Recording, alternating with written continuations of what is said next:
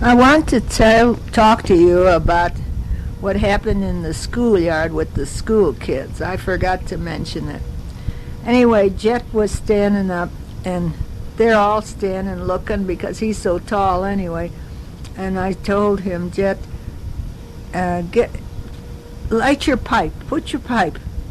So he takes his pipe out, he tamps it full of tobacco, he takes out the big lighter and the flame comes up and he lights his pipe, and those kids almost went crazy. They screamed, they laughed, they put their hands over their faces. Oh, they thought that was the funniest thing they had ever seen in their life, this man that smoke and fire comes out of his mouth and nose.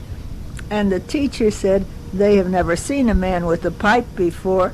They only saw people with cigarettes.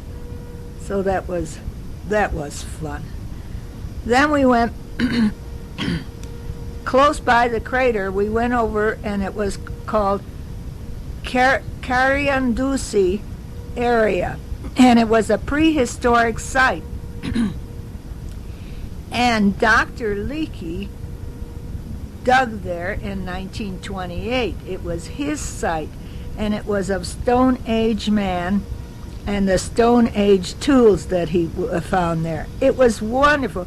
It was like in a gorge that came down and went down to the lake down there. Gosh, it was great. And also, well, it was there, and it had a cover over it, and it showed you all the Stone Age tools. They used obsidian, and they used lava to make their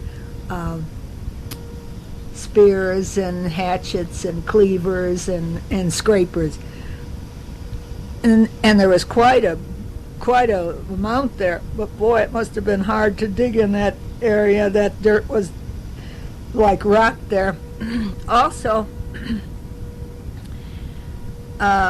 in the gorge there, they had a company going now, and they mined, it's called diatomaceous earth, and it's kind of like talcum. It's real white, and it's used for cosmetics and for filtrations, because at one time there was a large ocean here, and this diatomaceous earth was microorganisms that just got compressed by time and they were all covered with water, and that's how they came about. So that's a big business there for them.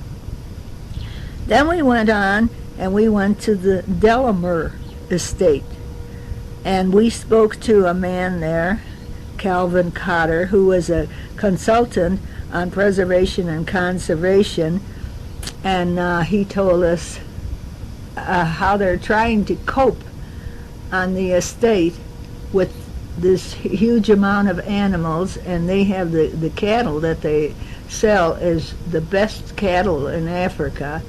It's ranks in 30% high. I mean, it's so well fed and so taken care of so well. But he was telling all the troubles that they have there. And I talked to him, and he knew Bill Winters, who was the guide for Pappy 14 years ago on the trip. He's still there in Nairobi, and so is Doug Collins that went with Pappy. When we were over at that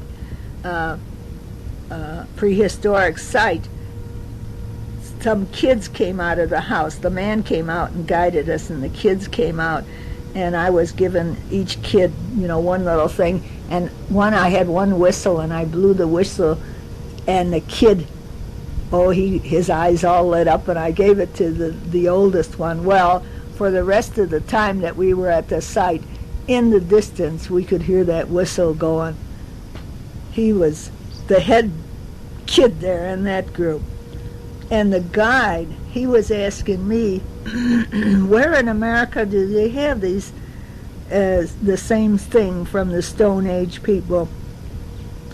And I was telling him about Montana and out west there.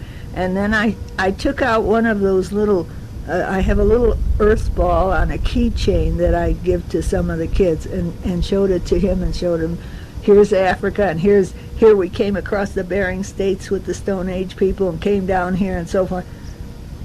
And he said, and I said, and if you take up this corner here, see, you can put your key in here, and then you will have this to hold on to so you will never lose your key. And he said, are you giving this to me? And I said, yes. And his eyes were so big. Oh, asante, asante, he said. He was so happy to get that.